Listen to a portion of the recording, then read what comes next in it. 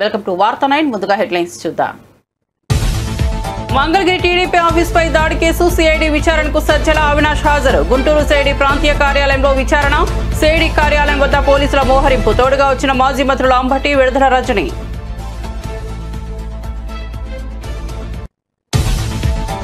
సరిహద్దుల్లో పాక్ కాల్పులు, తెలుగు జవాన్ వీరమరణం. జమ్మూ కాశ్మీర్లో పాకిస్తాన్ జరిపిన కాల్పుల్లో తెలుగు జవాన్ మురళీ నాయక్ మృతి. వీర జవాన్ మురళీ నాయక్ తల్లిదండ్రులతో ఫోన్లో మాట్లాడిన సీఎం చంద్రబాబు. మురళీ కుటుంబానికి రాష్ట్ర ప్రభుత్వం అండగా ఉంటుందని హామీ. అది మాకు సంబంధం లేని విషయం అన్న జేడీ వాన్స్. భారత్ పాకిస్తాన్ మధ్య ఉద్రిక్తత పరిస్థితులపై అమెరికా ఉపాధ్యక్షుడు ఆసక్తికర వ్యాఖ్యలు. ఈ విషయంలో అమెరికా ఎట్టి పరిస్థితుల్లో జోక్యం చేసుకోదని స్పష్టీకరణ. ఇరు దేశాలు అగ్రరాజ్యం నియంత్రణలో లేవన్న జేడీ వాన్స్. త్రివిధ దళాధిపతులు సీడీఎస్ తో రాజ్నాథ్ సింగ్ భేటీ. ఉదయం ఢిల్లీలో త్రివిధ దళాధిపతులు సీడీఎస్ తో రక్షణ మంత్రి సమావేశం. సరిహద్దు ప్రాంతాల్లో పాక్ దాడులను తిప్పికొట్టిన భారత బలగాలు. భారత సైన్యం దాయాది దాడులు తిప్పికొట్టిన కొన్ని గంటల్లోనే ఈ భేటీ. నమ్ముకున్న పాకిస్తాన్ ముంచేసిన చైనా. పేలకుండా తుస్సుమన్న చైనా మిసైల్. పాక్ ప్రయోగించిన చైనా క్షిపణులు విఫలం.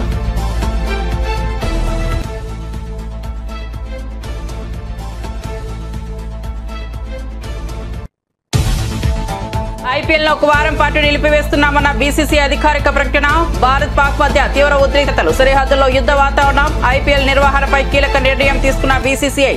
దేశ భద్రత కంటే ఏది ముఖ్యం కాదన్న భారత క్రికెట్ బోర్డు.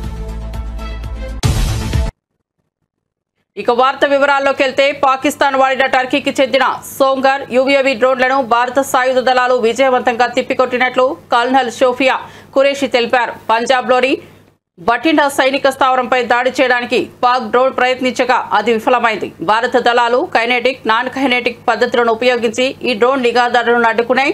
ఇవి నిఘా సేకరణ కోసం పంపిన యుఏవిఎస్ అని గుర్తించిన భారత బలగాలు వాటిని తక్షణమే నిర్వీర్యం చేసినట్లు తెలిపారు. इस्तेमाल घुसपैठ का प्रयास करने के लिए किया गया. भारतीय सशस्त्र बलों ने काइनेटिक्स व नॉन काइनेटिक साधनों का उपयोग करके इनमें से कई ड्रोन्स को मार गिराया. इतने बड़े पैमाने पर हवाई घुसपैठों का संभावित उद्देश्य वायु रक्षा प्रणालियों का परीक्षण करना और खुफिया जानकारी इकट्ठा करना था. ड्रोन के मलबे की फोरेंसिक जांच की जा रही है. प्रारंभिक रिपोर्ट्स से पता चलता है कि वे तुर्की के असीस गार्ड सोंगर ड्रोन्स हैं. इसके उपरांत रात में पाकिस्तान के एक सशस्त्र यूएवी ने भटिंडा सैन्य स्टेशन को निशाना बनाने की कोशिश भी की, जिसे पकड़ा गया और उसे निष्क्रिय कर दिया गया.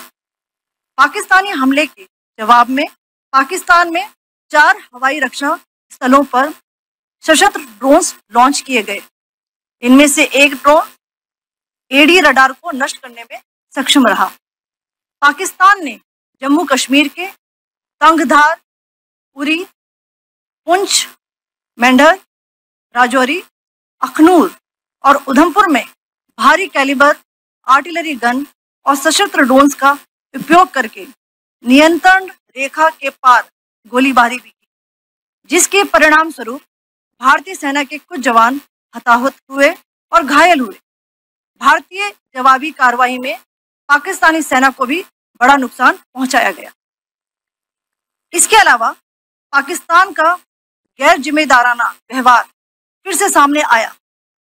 7 मई 2025 को रात 8:30 बजे एक असफल अकारण ड्रोन और मिसाइल हमला करने के बावजूद पाकिस्तान ने अपना नागरिक हवाई क्षेत्र बंद नहीं किया. पाकिस्तान अपने नागरिक विमानों को ढाल के रूप में इस्तेमाल कर रहा है, जबकि उसे अच्छी तरह से पता है कि भारत पर उसके हमले से हवाई रक्षा की तीव्र प्रतिक्रिया होगी.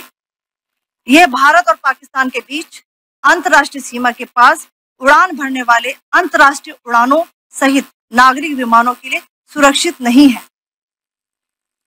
यहाँ स्क्रीन शॉट में पंजाब सेक्टर में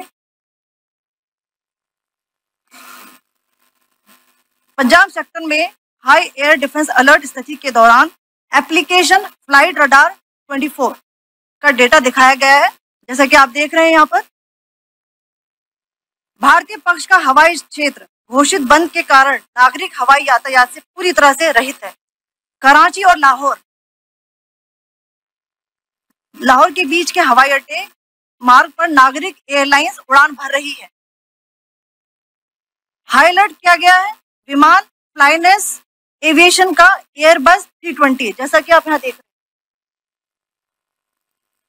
जो कि शाम को 5:50 दमम से शुरू। వైసీపీ ప్రభుత్వ హయాంలో మంగళగిరిలోని తెలుగుదేశం పార్టీ కార్యాలయంపై జరిగిన దాడి ఘటనకు సంబంధించిన కేసులో వైసీపీ ప్రధాన కార్యదర్శి సజ్జల రామకృష్ణారెడ్డి విచారణకు హాజరయ్యారు. గుంటూరులోని సిఐడి ప్రాంతీయ కార్యాలయంలో జరిగిన విచారణకు మరో నేత దేవినేని అవినాష్ తో కలిసి హాజరయ్యారు.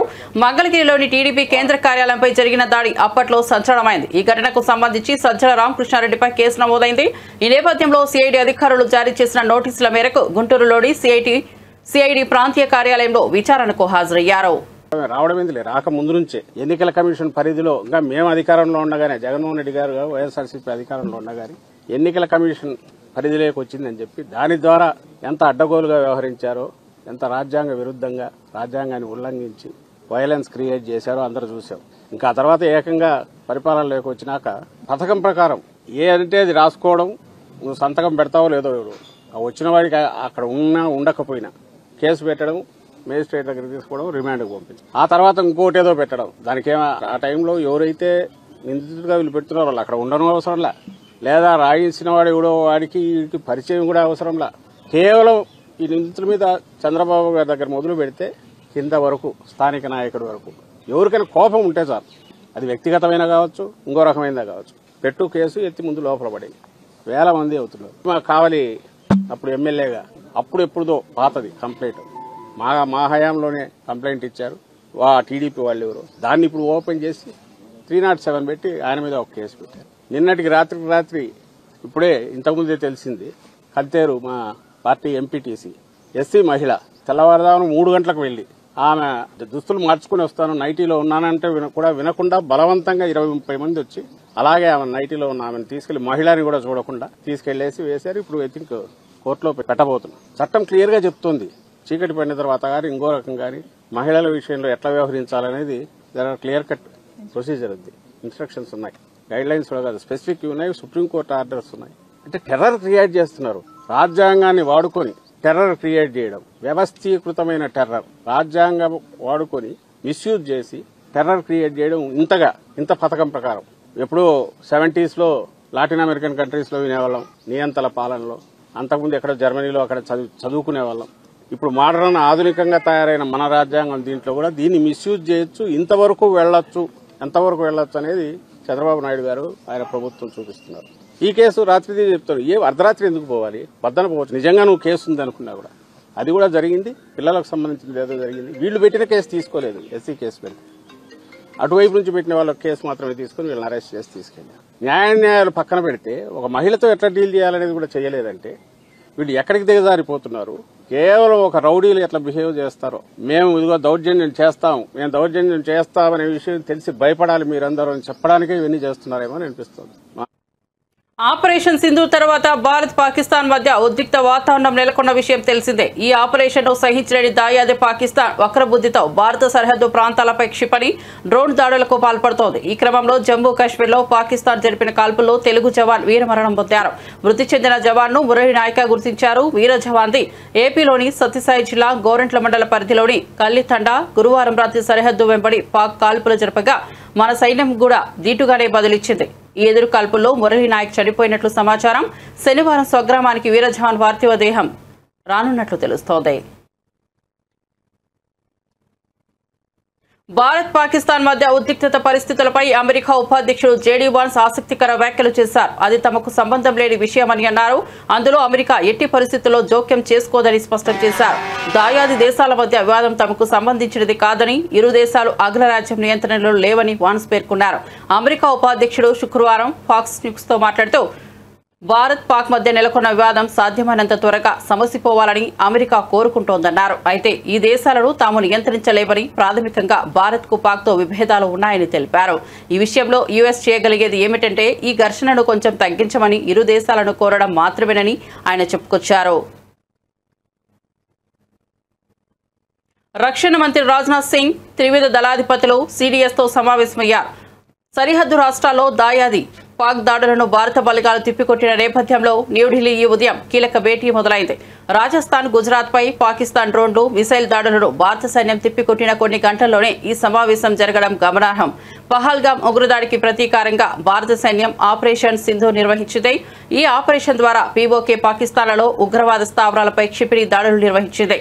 9 ప్రాంతాల్లో భారత బలగాలు చేపట్టిన ఈ దాడుల్లో సుమారు 100 మంది వరకు ఉగ్రవాదులు మృతి చెందారు. ప్రస్తుతం ఈ ఆపరేషన్ కొనసాగుతున్నట్లు గురువారం అఖిలపక్ష సమావేశంలో రక్షణ మంత్రి వెల్లడించారు. భారత్, పాకిస్తాన్ మధ్య ఉద్రిక్తతలు కొనసాగుతున్న వేళ ఆపరేషన్ సింధూర్ సమయంలో పాకిస్తాన్ సైన్యం చైనా నుంచి సేకరించిన ఆయుధ వ్యవస్థలు దారుణంగా విఫలమైనట్టు తెలుస్తోంది. భారత దాడులను ఎదుర్కోవడంలో ఈ ఆయుధాలు నిష్ఫలమవడమే కాకుండా కొన్ని పేలకుండానే కింద పడిపోయిన ఘటనలు వెలుగు చూశాయి. ఈ పరిణామాలతో చైనా ఆయుధాల నాణ్యతపై తీవ్ర సందేహాలు వ్యక్తమవుతున్నాయి. పంజాబ్లోని హోషియాపూర్లో పాకిస్తాన్ ప్రయోగించిన Chinese PL-15 long range air క్షిపణి పేలకుండా పడి ఉండటాన్ని భారత బలగాలు గుర్తించాయి. మరోవైపు లాహోర్లోని పాకిస్తాన్ వైమానిక స్థావరంలో ఏర్పాటు చేసిన చైనా నిర్మిత HQ-9B ఎయిర్ డిఫెన్స్ వ్యవస్థను భారత దళాలు ధ్వంసం చేశాయి. భారత డ్రోన్ దూసుకున్న ఈ ఎయిర్ డిఫెన్స్ సిస్టమ్ ఏమీ చేయలేకపోయింది.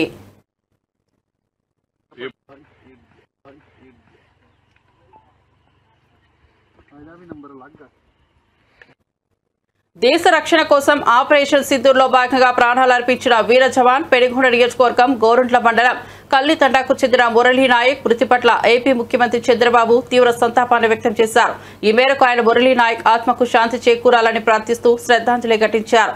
ముఖ్యమంత్రి చంద్రబాబు అమర జవాన్ మురళీ నాయక్ తల్లిదండ్రులు శ్రీమతి జ్యోతిబాయి, శ్రీరామ్ నాయక్తో కలిసి ఫోన్లో మాట్లాడారు. పుత్రశోకంలో బాధపడుతున్న వారిని ఆయన ఓదార్చారు. అతి చిన్న వయసులోనే కేవలం 25 ఏళ్లకే దేశం కోసం మురళీ నాయక్ తన ప్రాణాలను త్యాగం చేశాడని పేర్కొన్నారు. అందులో చేరిన వ్యక్తుల్లో మన తెలుగు బిడ్డ మురళీ నాయక్ ఈ జిల్లా వాసి. ఆ మురళీ నాయక్ ప్రాణాలు కోల్పోవడం చాలా బాధేస్తుంది. ఈరోజు మీరు చూసినప్పుడు జమ్మూ కాశ్మీర్ సరిహద్దుల్లో పాకిస్తాన్ జరిపిన కాల్పుల్లో మన ఉమ్మడి జిల్లాకు సంబంధించిన వ్యక్తి నిన్న చనిపోయారు. గోరంట్ల మండలం కల్లితండాకు చెందినటువంటి మురళీ నాయక్ వీర మరణం, దేశం కోసం చనిపోయారు. బాధేస్తుంది. వాళ్ళ తల్లిదండ్రులతో ఇప్పుడే నేను మాట్లాడాను. తల్లి వచ్చి జ్యోతిబాయ్, తండ్రి వచ్చి రామ్ నాయక్. వారికి నా ప్రగాఢ సానుభూతి తెలియజేస్తున్నా. ఈ రాష్ట్రం, ప్రభుత్వం, సమాజం మీకు అండగా ఉంటామని ఈ సభా సమావేశంలో హామీ ఇస్తున్నానని చెప్పి కూడా నేను మీకు తెలియజేసుకుంటున్నాను. 2 సంవత్సరాలు ఆర్మీలో ఉన్నాడు. ఎనలేని సేవలు అందించాడు. ప్రజాస్వామ్యంలో ప్రపంచంలో ఎక్కడ కూడా హింసకు తావు లేదు. అందరూ కూడా ప్రగతిలో పోటీ పడవలసిన అవసరం ఉంది. దేశాన్ని అభివృద్ధి చేసుకుని ప్రజలకు మెరుగైన జీవన ప్రమాణాలు అందజేయాల్సిన విషయం ఉండాలి. కానీ ఎక్కడికక్కడ కవ్వింపు చర్యలు చేయడం, లేనిపోని సమస్యలు క్రియేట్ చేయడం చాలా బాధేస్తుంది. అయితే ఇలాంటి జరిగినప్పుడు మనం అందరం కూడా అండగా ఉండాలి. దేశభక్తితో ముందుకు పోవాల్సిన అవసరం ఉంది. మన రాష్ట్రంలో ఉండే అన్ని ప్రాంతాలు కూడా అప్రమత్తంగా ఉండాలి. దేశం చేసే పోరాటానికి ప్రతి ఒక్క వ్యక్తి సంఘీభావాన్ని తెలియజేయాలి.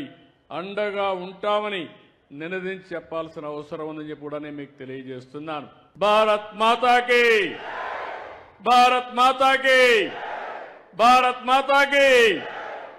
అదే సమయంలో ఎవరై చనిపోయారో, వీర మరణం పొందారో వారి కోసం 2 నిమిషాలు మురళీ నాయక్ ఆత్మకు శాంతి కలగాలని కుటుంబ సభ్యులకు ప్రగాఢ సానుభూతి తెలియజేసుకుంటూ, ప్రస్తుతం జరుగుతున్న టాటా IPL 2025ను తక్షణమే వారం రోజుల పాటు నిలిపివేస్తున్నట్లు భారత క్రికెట్ కంట్రోల్ బోర్డు అధికారిక ప్రకటన చేసింది.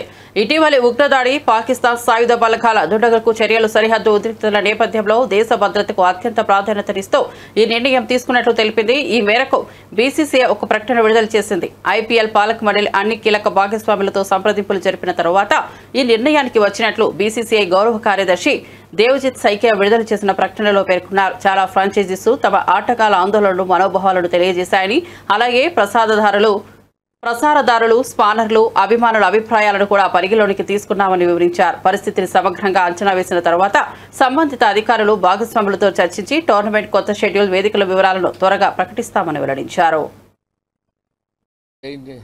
निर्णय लिया है कि आईपीएल को अभी फिलहाल एक सप्ताह के लिए स्थगित किया गया है। उसके बाद जो स्थिति है उसका जायजा लेके सरकार से विचार विमर्श करके जो हमारे स्टेक होल्डर्स हैं, फ्रेंचाइजी और ब्रॉडकास्टर, इन सबसे बात करके नए शेड्यूल की घोषणा की जाएगी। मौजूदा परिस्थिति में हमने ये तय किया है कि अभी जो स्थिति है उसको देखते हुए इसको जो है निलंबित कर दिया जाए। उसी दृष्टि से इसको निलंबित किया गया है। और जहाँ तक सुरक्षा की बात है तो हमें भारतीय सेना पे गर्व है और बीसीसीआई पूरी तरह से दृढ़ता के साथ सरकार और सेना के साथ खड़ी हुई है और हमारा पूर्ण समर्थन है उनको। और जिस तरह से हमारी सेनाओं ने जो वीरता का परिचय दिया है, जिस तरह से हमारी सेनाओं ने मुकाबला करके परास्त लोगों को किया है, तो हम पूरी तरह से उसका समर्थन करते हैं और उसके साथ हैं। जहाँ तक नई डेट्स उन सबका सवाल है तो हम कंसल्ट करेंगे सबसे और नई डेट्स की घोषणा उस दृष्टि से करेंगे। हम धन्यवाद करना चाहते हैं हमारे ब्रॉडकास्टर का, जियो टीवी का, और दूसरा जो है ये टाटा आईपीएल, जो टाटा स्पॉन्सर है, और बाकी से हमारे जो फैंस हैं सबका, कि उन्होंने जो है ऐसे मौके पे इस मामले में अपना हमारा साथ दिया, क्योंकि फ्रेंचाइजी वगैरह ने भी तमाम चिंताएं प्रकट की थी खिलाड़ियों को लेके, तो इन सबको ध्यान में रख के निर्णय लिया गया है। सर, रीशेड्यूलिंग होगा, रीवर्क होगा, वेन्यू क्या इंडिया ही रहने वाला है कि एक अलग जोन, या ऐसी पॉसिबिलिटीज भी है कि बीसीसीआई एक्सप्लोर करेगा आईपीएल को देश से बाहर ले जाने के लिए? नहीं, देखिए अभी ऐसा कुछ था नहीं। नया शेड्यूल जो बीसीसीआई के सेक्रेटरी मिस्टर सैकिया ने प्रेस नोट जारी किया है उसमें स्पष्ट है कि जो नया शेड्यूल बनाया जाएगा उसमें सारा विचार विमर्श करके ही जो है नया शेड्यूल बनाया जाएगा। जो स्टेक होल्डर्स हैं उन सब से बात करके उस दृष्टि से जो है नए शेड्यूल की घोषणा की जाएगी और निश्चित रूप से नया शेड्यूल आएगा, लेकिन उस समय परिस्थितियों आकलन करके हम निर्णय लेंगे। सर, अगर क्योंकि आपको नया शेड्यूल बनाना पड़ेगा तो विंडो हम कहाँ देख रहे हैं, क्योंकि हमारे इंडिया के लगातार बैक टू बैक मैचेस है, इंडिया को इंग्लैंड जाना है। नहीं, विंडो तो हमने कर लेंगे, विंडो की कोई समस्या नहीं है, क्योंकि जितने और बोर्ड है वो पूरी तरह से सहयोग करते हैं हमारे साथ। तो ये विशेष परिस्थितियों में लिया गया निर्णय है, इसलिए विंडो वगैरह की समस्या नहीं आएगी। एक हफ्ता सर ये सस्पेंशन है, ऐसे में जो ओवरसीज प्लेयर्स हैं क्या वो फ्लाई बैक करेंगे या फिर ये उनके ऊपर है, ओवरसीज प्लेयर्स के उनका अपना निजी फैसला है कि क्या करते हैं। फ्रेंचाइजी का अपना फैसला है कि ओवरसीज प्लेयर्स के साथ क्या करते हैं, उनका ट्रैवल की जो आइटनरी है वो क्या बनाते हैं। सर, आगामी अगस्त में भी बांग्लादेश में इंडियन क्रिकेट टीम को जाना है, एशिया कप है, उसको लेकर भी कुछ? नहीं भाई, आगे की कोई प्रोग्राम की घोषणा नहीं है और वो जब होगी तो हिसाब से आपको अवगत करा दिया जाएगा। सर, प्लेयर्स रुकेंगे या प्लेयर्स को जाने का बोल? नहीं, ये फ्रेंचाइजी पर निर्भर करता है और प्लेयर्स इंडिविजुअली क्या डिसाइड करते हैं, ये फ्रेंचाइजी और प्लेयर्स के बीच की बात है। చంద్రబాబు నాయుడు నేతృత్వంలోని కూటమి ప్రభుత్వం వైసీపీ నాయకులు, కార్యకర్తలను లక్ష్యంగా చేసుకుని వేధింపులకు పాల్పడుతోందని ఆ పార్టీ నేత రవీంద్రనాథ్ రెడ్డి మండిపడ్డారు. ఎన్నికల సమయంలో ఇచ్చిన ఏ ఒక్క హామీని కూడా ఈ ప్రభుత్వం నెరవేర్చలేదని విమర్శించారు. కూటమి ప్రభుత్వంలో స్కీమ్లు లేవని, ఉన్నవన్నీ స్కామ్లేనని అన్నారు. రాష్ట్ర ప్రభుత్వం ఇప్పటికే 1.70 లక్షల కోట్ల అప్పు చేసిందని, అయితే ఆ నిధులతో ఎటువంటి అభివృద్ధి కార్యక్రమాలు చేపట్టలేదని మండిపడ్డారు. కేవలం కక్ష సాధింపు చర్యలకే ప్రభుత్వం ప్రాధాన్యత ఇస్తోందని దుయ్యబట్టారు. సాక్షి దినపత్రిక ఎడిటర్ ధనంజయ రెడ్డి ఇంటిపై పోలీసులు ఎలాంటి ముందస్తు నోటీసులు జారీ చేయకుండా దాడులు నిర్వహించడం పూర్తిగా అప్రజాస్వామికమని రవీంద్రనాథ్ రెడ్డి అన్నారు. ప్రభుత్వ అక్రమాలను, వైఫల్యాలను ప్రశ్నిస్తున్న సాక్షి మీడియా ప్రతినిధులను భయభ్రాంతులకు గురి చేస్తున్నారని, అక్రమ కేసులు బనాయిస్తామని బెదిరింపులకు పాల్పడుతున్నారని ఆరోపించారు. ఈ రాష్ట్రంలో మాత్రం అటువంటి పరిస్థితి లేదు. ఈ రాష్ట్రంలో అంతా కూడా వైఎస్ఆర్ కాంగ్రెస్ పార్టీ కార్యకర్తలను, నాయకులను హింస చేసే కార్యక్రమం, సోషల్ మీడియా వాళ్ళను హింసించే కార్యక్రమం, లేని కేసులన్నీ కూడా పెట్టి ఇబ్బంది చేసే కార్యక్రమం, ఇవన్నీ గత 10 నెలలుగా ఇదే కార్యక్రమంలో ఉంది. మేనిఫెస్టోలో చెప్పింది అమలు చేయలేదు, కానీ ఈ ప్రభుత్వం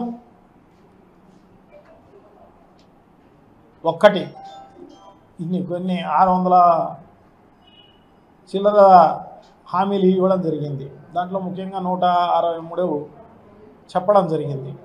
దాంట్లో మరీ ముఖ్యంగా సూపర్ 6 చెప్పడం జరిగింది. సూపర్ 6 600 పక్కన పోయినాయి, 160 పక్కకు పోయింది. ఇప్పుడు సూపర్ 6 అనేది కూడా అమలు చేసిన పరిస్థితి ఏమీ లేదు. సూపర్ 6లో ఒక్కటి కూడా అమలు చేయకపోగా, ఈ రాష్ట్రంలో అభివృద్ధి అనేది చేయకపోగా,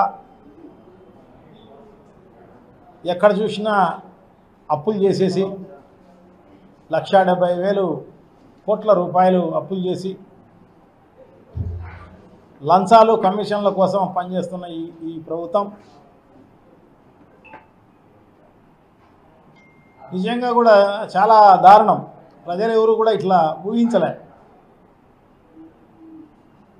సో ఆ రకంగా చేస్తున్న ఈ దుర్మార్గమైన చర్యలను తీవ్రంగా ప్రతి ఒక్కరు కూడా, ప్రజలందరూ కూడా ఖండించాల్సిన అవసరం తప్పకుండా ఉంది.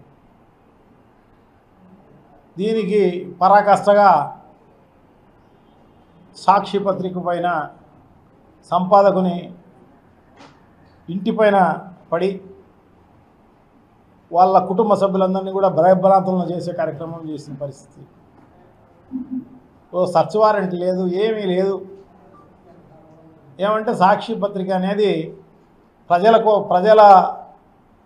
ఏదైతే ఈ సూపర్ 6 అమలు చేయలేదో ఇది మతికి చేస్తూ ప్రజలకు మేలు చేసే విధంగా, ఈ ప్రభుత్వాన్ని క్వశ్చన్ చేసే విధంగా రాస్తున్న పత్రిక తప్ప వేరే ఏం లేదు. సో తనకు అనుకూలంగా లేదని చెప్పేసేసి, అంటే పచ్చపత్రిక మాదిరి బాకా ఊదలేదని సంపాదకుని ఇంటిపైన సర్చ్ వారెంట్ లేకుండా ఇంటిపైన దారుణంగా దండయాత్ర చేసే కార్యక్రమం. సో అదే కాకుండా సాక్షి విలేకరులను ఇబ్బంది చేసే కార్యక్రమం, సోషల్ మీడియా వాళ్ళను ఇబ్బంది చేసే కార్యక్రమం, ఎక్కడ పడితే అక్కడ కేసులు పెట్టే కార్యక్రమం, క్వశ్చన్ చేసే వాళ్ళందరినీ కూడా భయభ్రాంతులను చేసే కార్యక్రమంలో భాగంగానే ఈ కేసులు, దొంగ కేసులన్నీ పెట్టి ఒకటి కాదు ఒక్కొక్కరిపైన 10 కేసులు, 15 కేసులు 15 ఊర్లలో. భారత్ పాకిస్తాన్ సరిహద్దుల్లో పెరుగుతున్న ఉద్రిక్తతలు, పౌరుల మరణాలపై జమ్మూ కాశ్మీర్ మాజీ ముఖ్యమంత్రి మెహబూబా ముఫ్తీ తీవ్ర ఆగ్రహం వ్యక్తం చేశారు. నేడు శ్రీనగర్లో ఏర్పాటు చేసిన విలేకరుల సమావేశంలో ఆమె భావోద్వేగానికి గురై కన్నీటి పర్యంతమయ్యారు. ఇరు దేశాలు తక్షణమే సంయమనం పాటించాలని, చర్చల ద్వారా సమస్యలను పరిష్కరించుకోవాలని ఆమె విజ్ఞప్తి చేశారు. సరిహద్దుల్లో అమాయక పౌరులు, ముఖ్యంగా చిన్నారులు ప్రాణాలు కోల్పోవడం అత్యంత విచారకరమని మెహబూబా ముఫ్తీ అన్నారు. సరిహద్దుల్లో జరుగుతున్న మరణాలు విచారకరం. ప్రాణాలు కోల్పోతున్న అమాయక చిన్నారుల తప్పేంటి? తక్షణమే సంయమనం పాటించడం, ఉద్రిక్తతలను తగ్గించడం చాలా అవసరమని పేర్కొన్నారు. ప్రస్తుత పరిస్థితిని విజ్ఞతతో అదుపులోకి తీసుకురావడం అత్యంత కీలకమని ఆమె పేర్కొన్నారు. अयान अरूबा जो ट्विंस हैं खेल रहे थे, तो उसके बाद उनकी खून से लथपथ लाश है. इसी तरह इर्तिजा अब्बास 7 साल का बच्चा जो उस पार के वहाँ कश्मीर का है. तो मुझे समझ नहीं आता है कि इसमें ये जो हालात हैं इसमें बच्चों का क्या कसूर है, औरतों का क्या कसूर है जो इस वक्त इस क्रॉस फायर में फंस रहे हैं, मुश्किलात में हैं. तो पुलवामा हो या पहलगाम हो, ये दोनों ऐसे हादसे हैं जिन्होंने हमें याद दिलाता है कि इसने 2 मुल्कों को तबाही के दहाने पे लाया, यानी कि इस पूरे रीजन को कैटास्ट्रॉफी के दहाने पे लाया. और अगर खुदा ना खास्ता ये आगे चलता है तो पूरी दुनिया में बर्बादी होने का खतरा है. तो करगिल हो, पठानकोट हो, पुलवामा हो या पहलगाम हो, तो हमने देखे हैं कि मिलिट्री एक्शन जब भी होता है वो सिम्टम का इलाज करता है, वो बीमारी की जड़ तक नहीं पहुंच पाता है. तो इसलिए उससे कोई हमें ना तो हल मिल जाता है और ना ही कोई उससे अमन जो हमेशा कायम रहे वो मिल जाता है. तो ऐसे में मैं समझती हूँ कि जो हमारा मुल्क है वो पूरी दुनिया में एक बहुत बड़ी फोर्स बन के उभर रहा है इससे. और इसी तरह पाकिस्तान के अंदरूनी हालात भी अच्छे नहीं है, वो हम सब जानते हैं. तो ऐसे में दोनों मुल्कों का कोशिश ये होनी चाहिए कि हम आपस में जो है पॉलिटिकल इंटरवेंशन होना चाहिए। मिलिट्री इंटरवेंशन से कुछ हासिल नहीं होगा। हम देख रहे हैं पुलवामा के बाद भी एक इसी तरह से बालाकोट हो गया, तो उसके बाद क्या हुआ? आज पहलगाम हुआ, तो इसके बाद ये जो हो गया आर पार जो इस वक्त हो रहा है। బులెటిన్ ముగించే ముందు హెడ్లైన్స్ మరోసారి చూద్దాం. మంగళగిరి టీడీపీ ఆఫీస్పై దాడి కేసు సిఐడి విచారణకు సజ్జల అవినాష్ హాజరు. గుంటూరు సిఐడి ప్రాంతీయ కార్యాలయంలో విచారణ. సిఐడి కార్యాలయం వద్ద పోలీసుల మోహరింపు. తోడుగా వచ్చిన మాజీ మంత్రులు అంబటి, విడుదల రజని.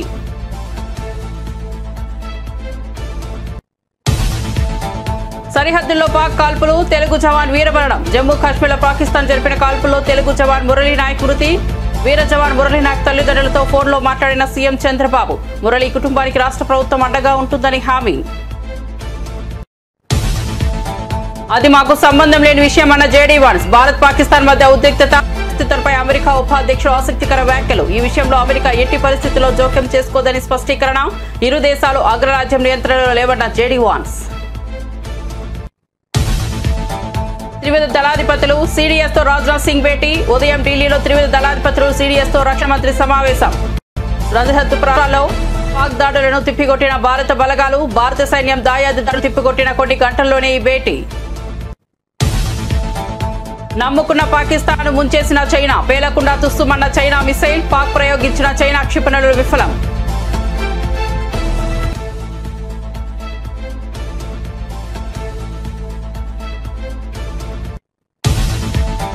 ఐపీఎల్ ఒక వారం పాటు నిలిపివేస్తున్నామన్న బీసీసీ అధికారిక ప్రకటన. భారత్ పాక్ మధ్య తీవ్ర ఉద్రిక్తతలు. సరిహద్దుల్లో యుద్ధ వాతావరణం. ఐపీఎల్ నిర్వహణపై కీలక నిర్ణయం తీసుకున్న బీసీసీఐ. దేశ భద్రత కంటే ఏది ముఖ్యం కాదన్న భారత క్రికెట్ బోర్డు. కోసం చూస్తూనే ఉండండి వార్త 9.